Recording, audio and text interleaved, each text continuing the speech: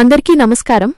ఈ వీడియోలో Genova pro ఏఐలో నిధులను ఎలా డిపాజిట్ చేయాలో మరియు మీ ఖాతాను ఎలా యాక్టివేట్ చేసుకోవాలో నేను మీకు చూపించబోతున్నాను. సరే, ప్రారంభిద్దాం.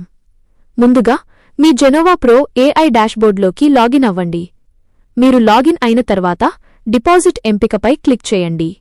ఇప్పుడు అందించిన క్యూఆర్ కోడ్ లేదా వాలెట్ చిరునామాను ఉపయోగించి మీ చెల్లింపును చేయండి.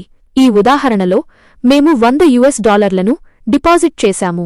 చెల్లింపును పూర్తి చేసిన తర్వాత కింద డిపాజిట్ మొత్తాన్ని నమోదు చేయండి.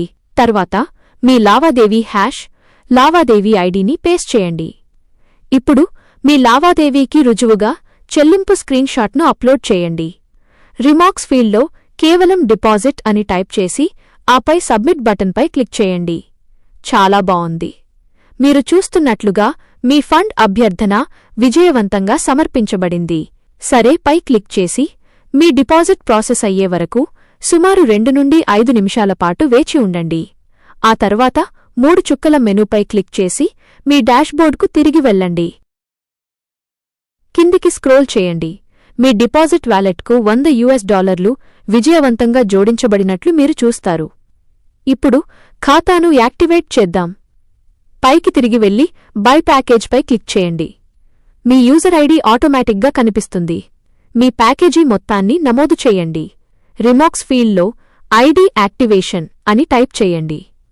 ఆ తరువాత ప్రొసీడ్ బటన్పై క్లిక్ చేయండి. అంతే, మీ ఖాతా విజయవంతంగా యాక్టివేట్ చేయబడింది. కొనసాగించడానికి ఓకేపై క్లిక్ చేయండి. మీరు కావాలనుకుంటే డిపాజిట్, టాపప్ మరియు విత్డ్రాయల్ ఆప్షన్లను సులభంగా యాక్సెస్ చేయడానికి 3 గీతల మెనూపై కూడా క్లిక్ చేయవచ్చు. ఈ ఫీచర్లన్నీ మెనూ విభాగంలో సౌకర్యవంతంగా అందుబాటులో ఉన్నాయి. ఈ వీడియో ఇంతటితో ముగిసింది. చూసినందుకు ధన్యవాదాలు మరియు తదుపరి వీడియోలో కలుద్దాం.